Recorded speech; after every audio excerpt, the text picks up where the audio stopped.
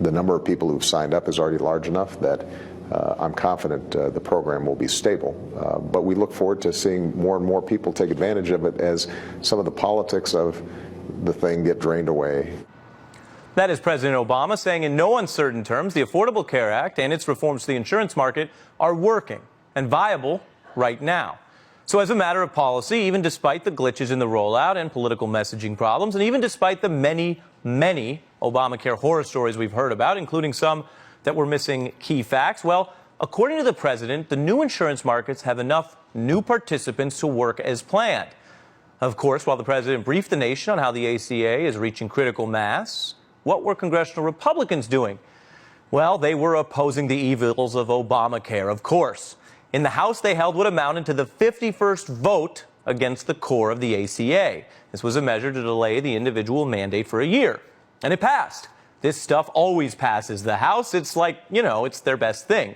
So the president says the ACA has enough signups to sustain itself. The House passes a dead-on-arrival bill, number 51, trying to wreck the ACA. And what was going on in the Senate about health reform?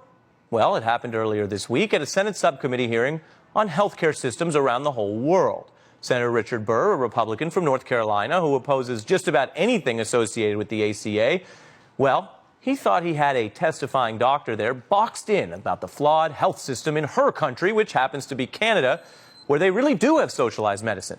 Her name is Dr. Danielle Martin. Dr. Martin is the vice president at the Women's College Hospital in Toronto, a hospital that works within Canada's single-payer system. And Senator Burr is a senator. Dr. Martin, in your testimony, you note that Canadian doctors exiting the public system for the private sector has had the effect of increasing waiting lists for patients seeking public health care. Why are doctors exiting the public system in Canada? Thank you for your question, Senator. If I didn't express myself in a way that make myself understood, I apologize. There are no doctors exiting the public system in Canada. And in fact, we see a net influx of physicians from the United States into the Canadian system over the last number of years. Okay, fact check. And then the senator referred to testimony from Dr. Martin that apparently didn't exist. That's not great, but he wasn't done. Waiting times for those in the Canadian healthcare system are a problem that people criticize. So Senator Burr picked up on that point. How many Canadian patients on a waiting list die each year? Do you know? I don't, sir, but I know that there are 45,000 in America who die waiting because they don't have insurance at all. I think it's fair to say Dr. Martin came prepared for that kind of question from Senator Burr, and her numbers are backed up by a study from the American Journal of Public Health. So, lesson learned, maybe. If you're going to be talking to a doctor about her healthcare system, it pays to come prepared. But Dr. Martin didn't simply counterpunch in that hearing on the fact-checking. She also, this was really interesting, she left the subcommittee with a final thought on those wait times and lines, a big issue, and the allocation of resources. I waited more than 30 minutes at the security line to get into this building today.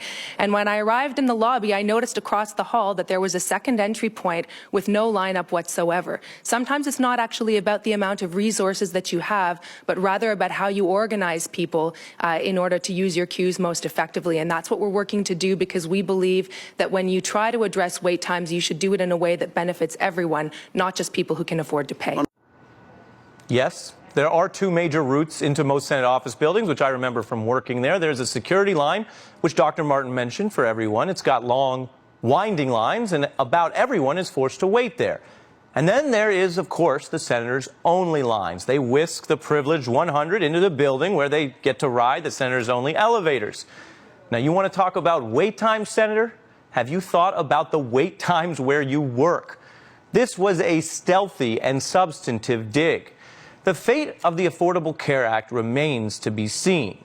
The political fate of Democrats who support it will not be certain for months or even years, depending on how you count. But the fate of the Republican talking points about health care systems here, about how we count and how many people we include and whether we care to count everyone's health care and everyone's wait times, well, those kind of talking points, they rarely survive sustained contact with reality.